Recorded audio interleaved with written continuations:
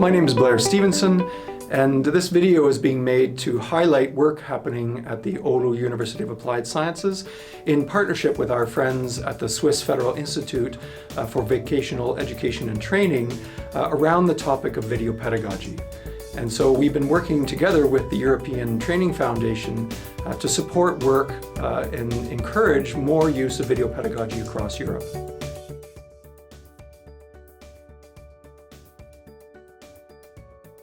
So why is ETF trying to raise awareness and share good practice when it comes to video pedagogy? I think it's because ETF is very aware how digital technologies are transforming the potential for instruction in education and in training. But ETF believes that it's a combination of new technologies and pedagogy which are going to make a difference. And that's why we want teachers and trainers to understand and to acquire skills and to acquire the new enthusiasm they need to use these new instructional technologies. Secondly, we know that in many ETF countries it's a priority to modernise pedagogy. And we think that video will give teachers a chance to see themselves teach, to reflect upon their practice and to improve their teaching. Thirdly, ETF is very positive about the sharing of practice between trainers and between teachers. And we see video as a way of capturing good practice and sharing it and learning from it. Fourthly, ETF is very aware of the cost and the time taken for training. And we see video as a way of reducing the cost and reducing the time needed so that teachers can participate in training, they can get more training and higher quality training. And the last point I want to make is that we've done surveys which show that teachers are increasingly learning from the internet. They're going online, they're looking at video, they're looking at material to improve their own knowledge and their own practice. We therefore feel that video is going to be one of the media that teachers will voluntarily use to improve their knowledge and to update their practice.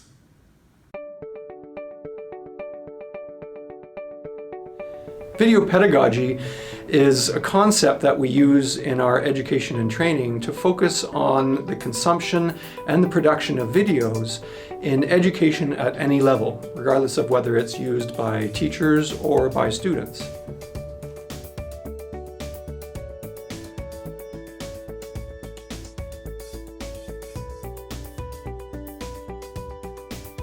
Video can be used to reconstruct real experiences, thanks to the high level of authenticity and realism, to allow learners to observe dynamic processes that otherwise would be difficult to describe through words or that could not be observed in real life, for example, because they are difficult to reproduce or because they are dangerous, they are costly and so on, and also to combine different symbolic systems such as graphic, text, narrations into coherent multimedia content. For the development of professional knowledge in particular, interactive video, so this specific kind of video, is particularly useful to show how to specifically carry on a given procedure, to move beyond the level of abstraction achieved from words alone, to show various viewpoints or different representations of the same object or procedure, and finally to represent complex concepts. Especially in dual vocational education, I would say that video is particularly useful to connect practice to theory, concrete to abstract, particular to general, and finally, what experienced in the workplace with what studied at school.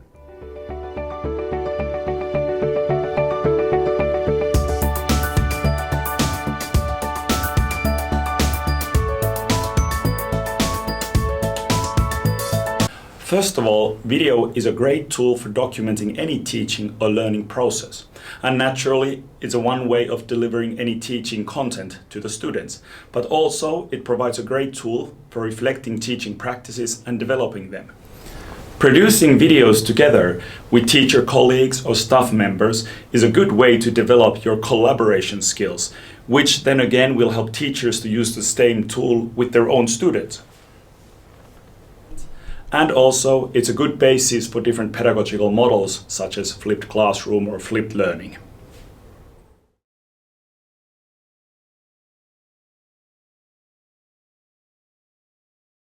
Research shows that video is a very powerful tool to support the development of different competencies, but today I would focus my attention on the development of professional vision, which is the ability to observe better, to notice, to discern, to perceive the small differences that constitute the very core of competence. So when using videos, you would say that this general objective can be reached in two main ways. On one side, through the use of demonstrations.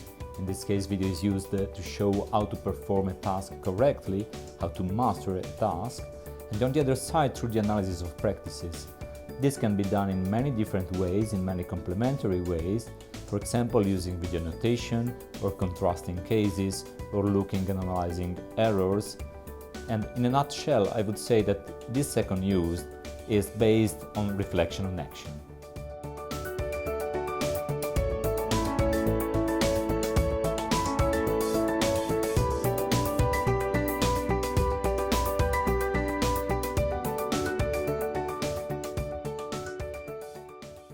One of our cases involves a former chef who now teaches chef apprentices.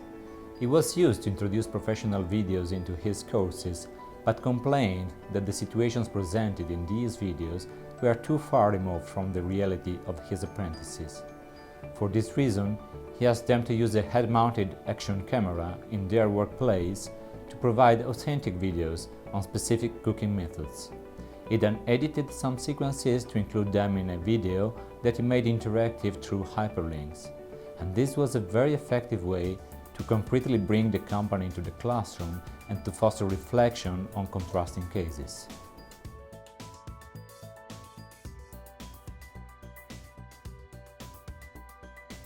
We have a common practice where teachers' students video record their own teaching practice. And then the recorded video will be viewed together with tutors and peer students to reflect and assess the teaching practice.